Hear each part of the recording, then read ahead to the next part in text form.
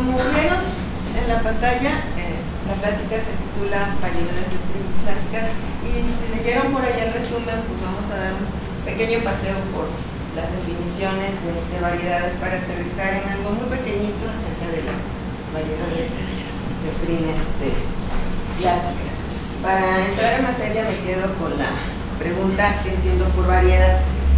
Algunos ya vieron esa pregunta en otra charla por ahí, la empecé de esa misma manera, pero sí hay una variante por acá. Si ustedes se van a algún buscador y pican variedad, resulta que aquí les sale una definición: cualidad de las personas que son variadas, ¿no? Y es una respuesta estilo definición de diccionario, en el sentido de que me tengo que ir para atrás para seguir viendo cosas, ¿no? Porque tendría que buscar qué cosas son de variadas. Pero como dije en ese otro seminario, a lo mejor se me ocurre platicarle a mi abuelito que estoy interesado en el concepto de variedad, y entonces resulta que él era así como que un banchero, y entonces me dice, oh no, pues sí, las hay variedades, claro, donde yo voy a bailar y todo eso, ¿no? Pero si son fanáticos o alguna vez han visto películas mexicanas, resulta que había ciertos lugares que se conocían como cabarets en esa época, pero que lo que sucedía ahí era, pues, que eran restaurantes, llegaban, se tomaban una copita por ahí y tenían variedad. Gente que bailaba, gente que cantaba, y daban un montón de espectáculos, ¿no? Pero lo que a nosotros nos compete, en cierto modo, es pues el concepto de variedad en el sentido matemático. Entonces podemos comenzar pensando en ese dibujito que es muy típico, que es hablar de una superficie, una sabanita, un pedacito de un plano, y pensar en el concepto de variedad topológica. Hablar de variedades topológicas es pensar en figuritas, entes geométricos ahí, que de alguna manera, si los miramos con lupa, se parezcan al plano. El plano lo puedo pensar como toda esta manta extendida hacia infinito, todo por la derecha, izquierda, arriba y abajo. Ya con simbolitos, un poquito más de matemáticas, puedo pensar en el punto P de ese ente geométrico, tenemos una variedad, y considerar un abiertito que contenga el punto P. Decir que sea parecido a algún subconjunto de R2, bueno, aquí puse R, porque estoy pensando en el dibujo en la variedad, pero lo voy a dejar en parecido a un R2, que sería el plano. Entonces tengo aquí un abiertito y puedo considerar una aplicación que vaya de aquí para acá. ¿Qué le voy a pedir a esta funcioncita que esté aquí? Una función que vaya de este pedacito a este pedacito, que sea una función, que sea un homeomorfismo. Eso significa que sea una función que es continua y que tiene una inversa continua. Entonces, en el momento en que yo considero alguna otra función en otro abierto, también de esta figurita, que contenga este punto, y me fijo en este otro circulito que está por acá, pues también puedo tener una más. Entonces resulta que ya tengo dos. Puedo considerar todas las que pueda considerar, pero debo de tener que en el momento en que haga una composición de esas dos funciones, realmente este triangulito acá pueda enviar todo este pedacito para acá y todo este pedacito caiga a un pedacito, ¿no? Y al revés también, que venga de aquí y caiga para acá. Y bueno, como estoy pensando en que estas cosas realmente tienen inversas, puedo considerar la inversa en la composición y tenga algo que manda a esto en esto que está acá. Entonces, cuando yo considero al conjuntito X, que le voy a llamar esta sabanita, con un montón de estas funcioncitas que están acá, que satisfacen ciertas condiciones, entonces estaré hablando de una variedad topológica. Si pienso en variedades diferenciables, es otra vez lo mismo. que platicamos ahorita, lo único que cambio es que estas funcioncitas pues sean diferenciables, que tengan derivadas, lo único que le cambiaría.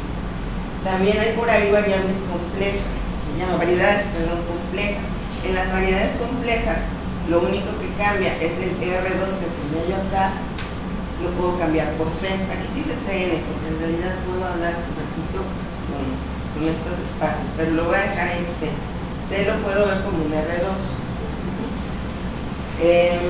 Otra vez se cumple todo esto que está acá para la variedad compleja, y lo único que pido aquí es que estas funciones de acá sean holomorfas. Holomorfo significa que sea diferenciable otra vez, pero en el sentido complejo. No es lo mismo tener funciones diferenciables en el sentido real que diferenciables en el sentido complejo. Otra variedad por ahí que aparece son las variedades algebraicas. Estas variedades algebraicas las obtenemos a partir de ceros de polinomios. Y hay muchas cosas que se pueden trabajar allá. Las variedades proyectivas es sí trabajar con una especie de variedades algebraicas, pero cuando se están considerando los polinomios homogéneos, se llaman los polinomios. Y variedad abeliana. Quiero aterrizar en variedades de Green clase. Entonces, de alguna manera tenemos que situarnos dentro del contexto de las variedades abelianas. Una variedad abeliana. ¿Qué va a ser una variedad abeliana? La puedo pensar como una variedad algebraica, que es proyectiva, que a su vez tiene estructura de grupo algebraico y se puede definir ahí por funciones polinomiales su ley de grupo. También puedo decir que es un toro complejo que admite un haz lineal definido positivo. Eso de haz lineal definido positivo es como, por ejemplo, creo que lo tengo un poco. ¿Verdad? Lo voy a poner acá.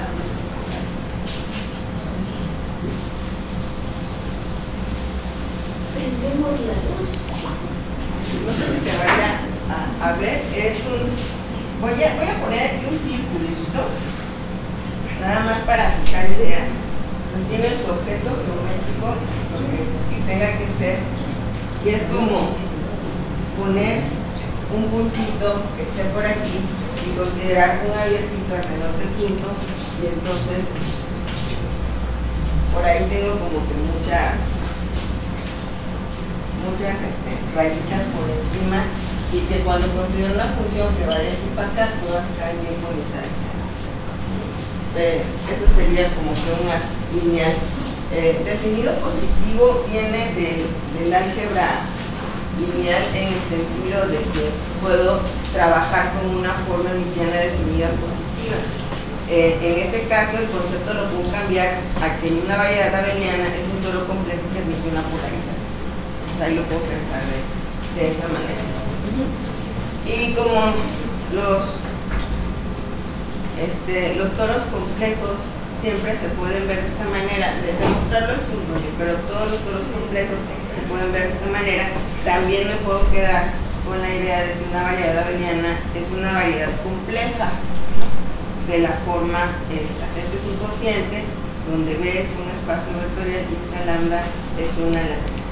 Para llegar a las variedades de Green clásicas me voy a quedar precisamente con la última, con variedades complejas en la forma x igual a B sobre lambda. Repito, B es un espacio vectorial complejo de dimensión G y lambda va a ser una lattice en B, que sería un subgrupo discreto de rango máximo, en este caso sería el 2D en B, y sería entonces isomorfo a Z. A manera de ver qué sería, cómo podría haber el toro complejo,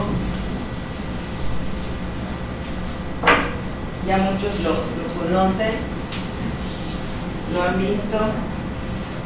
A este dibujito tal vez, quizás como decía Karen, es la primera vez que lo ven por ahí, pero con mucha imaginación, como una dona, la comen en dona. ¿Y cómo puedo obtener esa dona? Puedo considerar el plano puedo considerar como dos vectores linealmente independientes, pero fijarme únicamente en estos puntos y multiplicarlos por números enteros. Entonces voy formando como mallitas, toda una cuadrícula, una retícula. Entonces empiezan a doblar y a doblar y a doblar y a doblar todo el plano para finalmente obtener un cuadradito. Y entonces en ese cuadradito definen una cosa que por ahí van a ver en álgebras superiores más chiquitos, relaciones de equivalencia, que va a significar pegar estos dos, y cuando lo pegan, ¿qué me queda?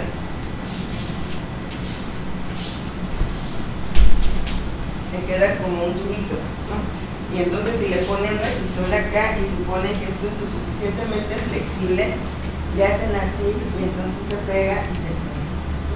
Pero lo dibujamos así, y se sobreentiende que es a darle cuenta. Entonces esta cosa es como un C módulo, una latiz. Un C porque estoy trabajando con un R2. Entonces es un C módulo, una latiz, y la latiz van a ser unos puntitos ahí.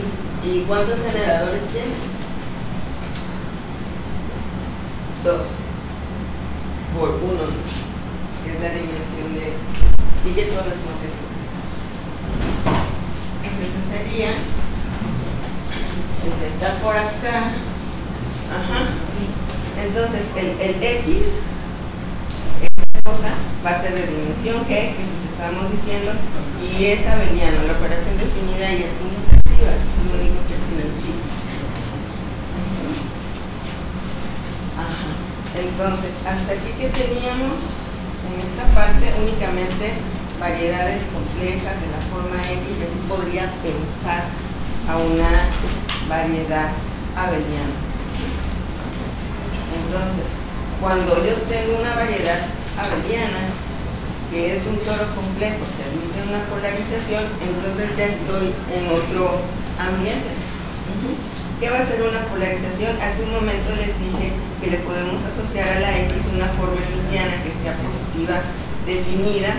Esto por ahí por álgebra lineal creo que 2 empiezan a ver estas cosas, de tal manera que la parte imaginaria, cuando aplican la forma a lambda, aquí lambda está metida en B, lambda está metida en B, entonces puedo pensar en aplicarle H a la latiz con la latiz, y todo esto va a estar metido en Z.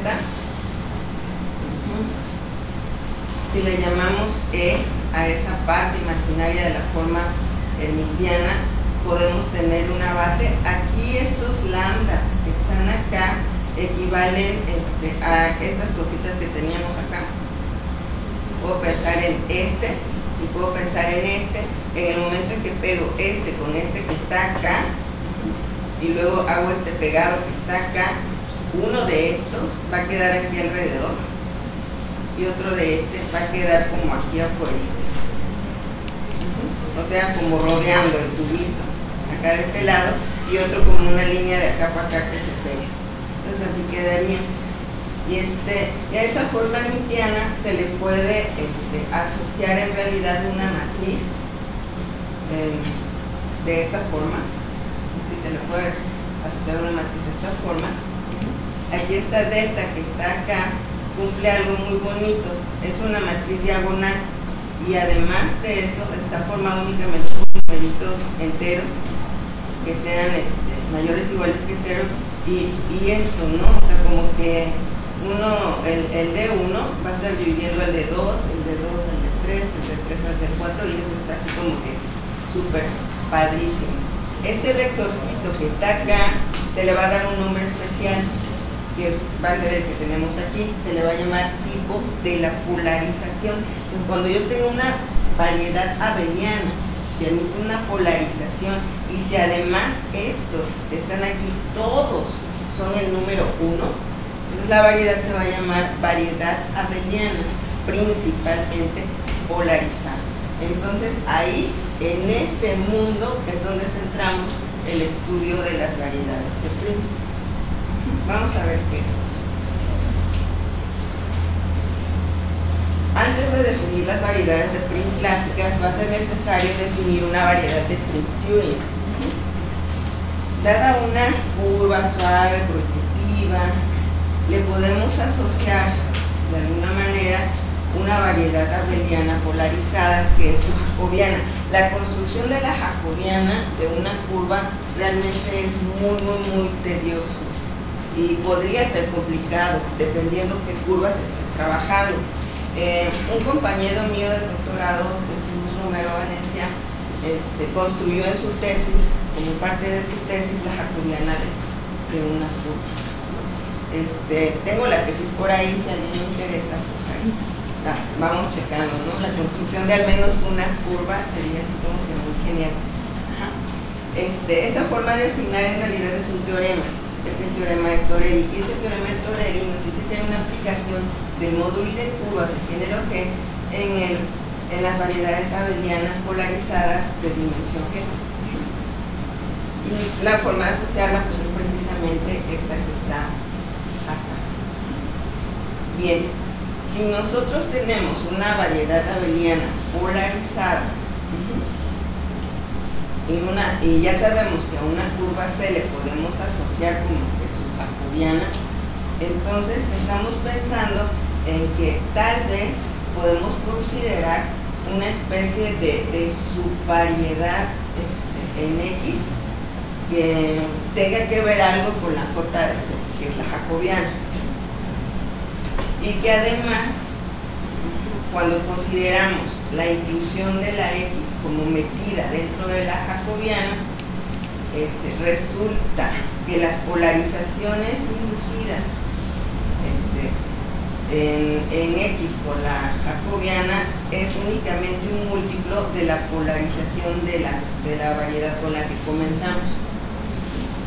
Queremos que algo como eso suceda. Cuando eso pasa, entonces le vamos a llamar precisamente a esa variedad X, su variedad, bueno, en realidad su variedad abeliana, porque la estamos mirando metido dentro de la jacobiana de la curva, sí le vamos a llamar variedad de Prim Turing. Entonces, cuando una variedad se va a llamar variedad de Prim Turing, cuando de alguna manera podamos encontrar una curva de tal modo que esta variedad se pueda ver como una subvariedad abeliana de esta y que además como que las polarizaciones, la polarización inducida cumpla con esto. Esta E que está aquí, en términos del tipo de la polarización, es como factorizarla. O sea, más o menos eso parecería en esa parte. Bueno, Welsters tiene un criterio. Él dice, mira, si tú te fijas en cualquier variedad abeliana, principalmente polarizada, que sea de dimensión G, te apuesto que es una variedad de Prim Turing de exponente es un número. Él dijo eso y lo demostró. Realmente es cierto. Pero bueno, si nosotros tenemos una variedad abeliana de dimensión 2 o de dimensión 3, principalmente polarizada, claro está, Welster, el criterio de Welster nos está diciendo que A es una variedad de Prim Turing de exponente 3 en el caso de una variedad abeliana de dimensión 2 y de exponente 18 en el caso de una variedad abeliana de dimensión 3. Pero luego vino Torelli y en este caso nosotros tenemos que la dimensión del módulo de curvas de género G coincide con la dimensión de las variedades abelianas de dimensión G. Y en ese caso lo que tenemos nosotros es que para el caso de la variedad abeliana de dimensión G podemos obtener una curva de tal manera que el complemento de la variedad abeliana A en la jacobiana de la curva resulta ser una variedad de Prim Turing de exponente 1 y en el caso de dimensión 3 también.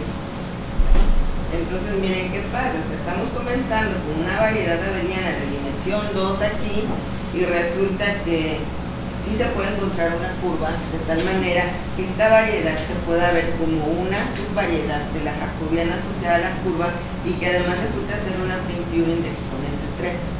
Pero esto es por lo que hizo Western, pero por lo que hizo Torelli resulta que puedo obtener una prime Turing que sea de exponente más pequeño.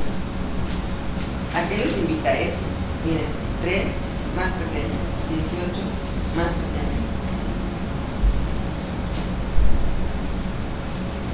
Vamos a considerar ahora un conjunto muy especial que es el de cubrientes de grado 2.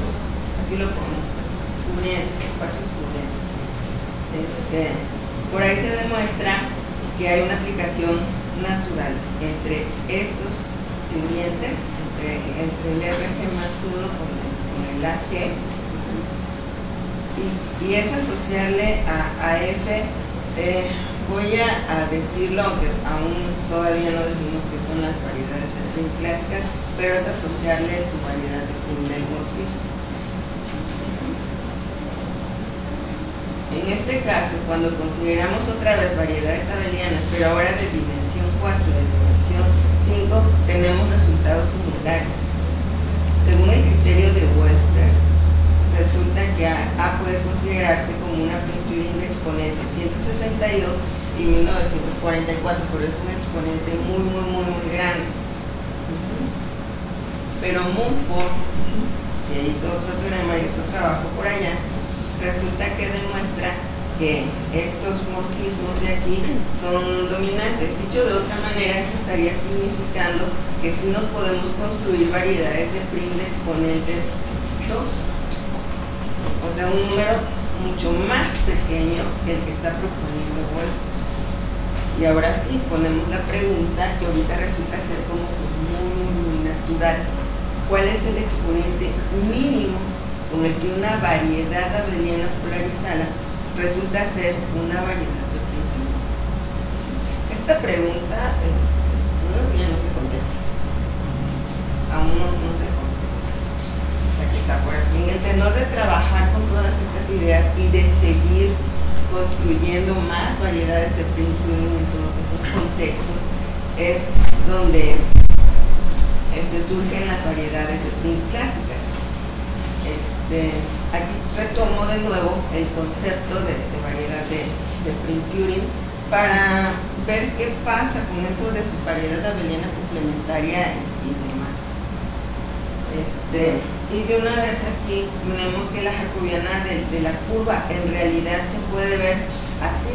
Recuerden que decíamos que variedad abeliana era como un cociente, ¿no? de un espacio B entre una latiz. Y resulta que la jacobiana también era una variedad abeliana, entonces era de esperarse que se pudiera ver como un espacio módulo una latiz. Y resulta que sí hay unos teoremones ahí que llevan a demostrar precisamente esto. Y entonces la jacobiana resulta ser un toro complejo de dimensión G. Y eso es bonito. Y simplemente le dicen a veces jacobiana S.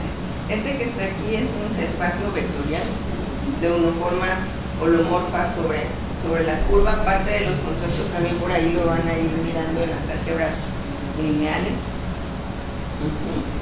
Y este grupo que está por aquí, bueno, el H0 tiene que ver con los grupos de este es el dual de este que está por aquí, y pues no es otra cosa más que homomorfismos que van del espacio de unoformas en C, y este de aquí, que es este que está acá, pues va a ser un grupo libre de rango 2G, como se esperaba, ¿no? Para tener el B módulo, la latiz que está por ahí.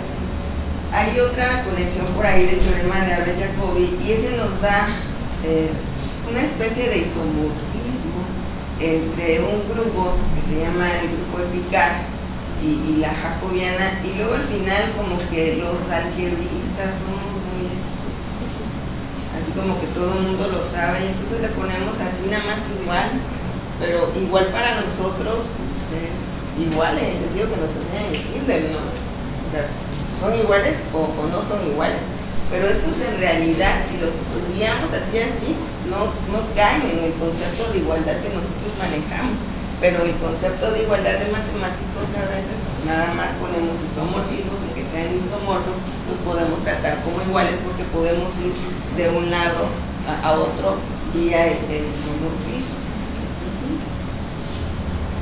Bien, otro dato que hace falta por aquí es el toro dual complejo. El toro dual complejo, denotado por X barra, pues va a ser como que un dual del espacio vectorial B y el dual de la latiz. Esos son otros rollos por ahí. Son formas que son antilineales. La latiz, a su vez, van a ser formas antilineales, pero se les va a pedir que esto pase. Y eso nos ayuda de alguna manera a construir precisamente un isomorfismo aquí entre el dual con el pixero que está de lado. Y bueno, ya con eso yo creo que sí ya podemos empezar a practicar un poquito acerca de las variedades clásicas. Al final lo que quiero obtener es bajo qué condiciones sí tenemos primitiva, cuáles no, para dar una definición un poco más general. Entonces, aquí pueden identificar elementos que de alguna manera ya hemos mencionado. Este X que está acá, está por aquí arriba, va a ser un toro complejo. Esta letrita, la Z mayúscula, me está representando una polarización en ese toro complejo. Tengo aquí una funcioncita phi sub t que tiene que ver por ahí con algunas cuestiones de esquemas a veces, y este sería el X dual que está por aquí, y enfatizamos en la polarización porque de alguna manera es lo que nos importa estudiar, la polarización, para ver cómo se comporta y ver si podemos como que factorizar algo para obtener una primitiva. Y acá esta Y como su variedad abeliana de esta, pues la puedo incluir, y el toro complejo dual de acá que me queda un poquito al revés. ¿Se acuerdan de conjunto? Cuando ponen A está contenido en B y B complemento está contenido en A complemento, entonces pasan unas cosas ahí, de tal manera que ahora tengo la inclusión, pero como que al revés, pero sí sigo teniendo esta que está de este lado. Aquí hay ciertos comportamientos con los exponentes.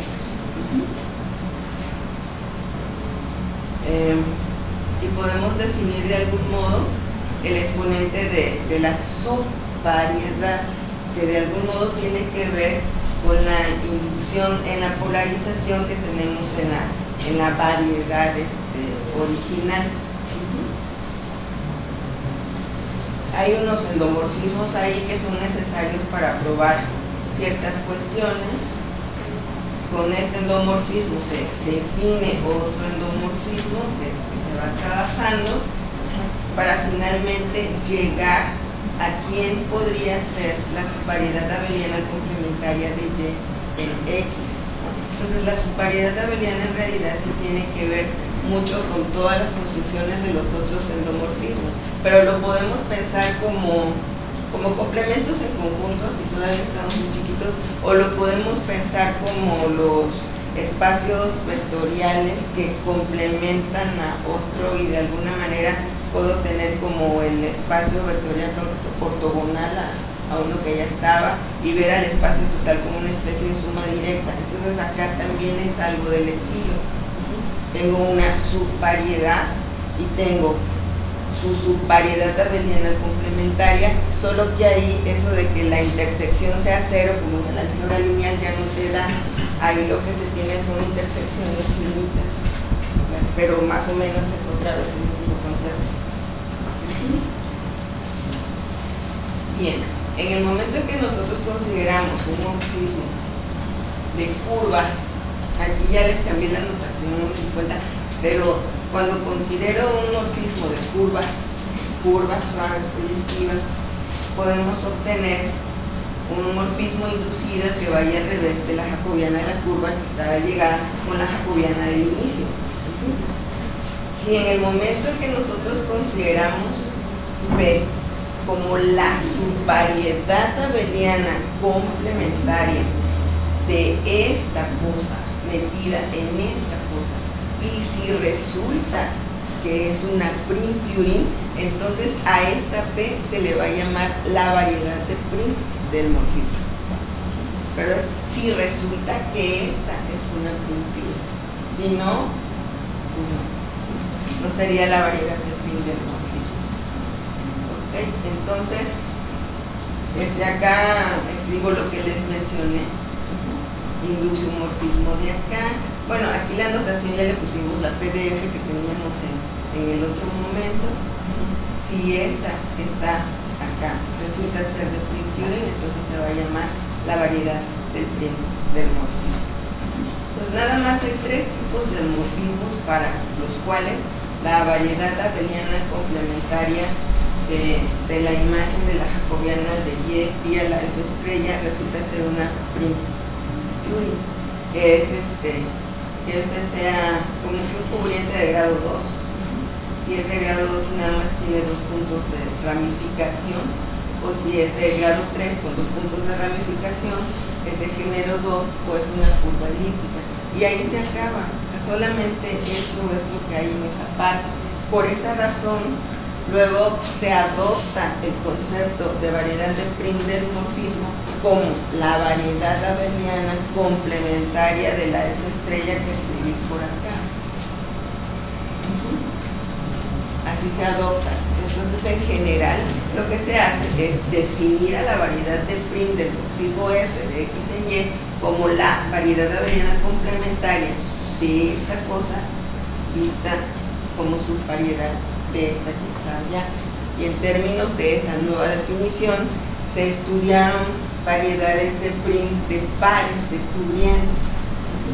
Ese fue, las variedades de prim de pares de cubrientes fue precisamente lo primero que tenía que leer bien para hacer lo que era la tesis doctoral. Era un artículo de mi escuela, y esa parte me pareció a alguien que estudió conmigo de repente, el compañero me sacó pero bueno, y era hacer como que lo mismo, ¿no? Considerar ahora diagramas y variedades complementarias aquí y de allá, y productos fibrados de curvas, y que no factorizaran los diagramas y todo eso, y en vez de tener algo como una PF, ahora tener un P, F1, F2 y demás. Y entonces luego eso todavía generalizarlo un poco más para llevarlo a que qué tal y no tienes 2 y no tienes 3, y qué tal y no tienes 3 morfismos y no tienes 4, 5, 6 o 7 o 20, ¿no? Entonces ya lo que fue mi tesis fue trabajar precisamente las variedades de prim, pero de muchos morfismos. Entonces se tenían ahí unos dibujos padres, ¿no? Unos dibujos ahí medios marcianos. Imagínense si con dos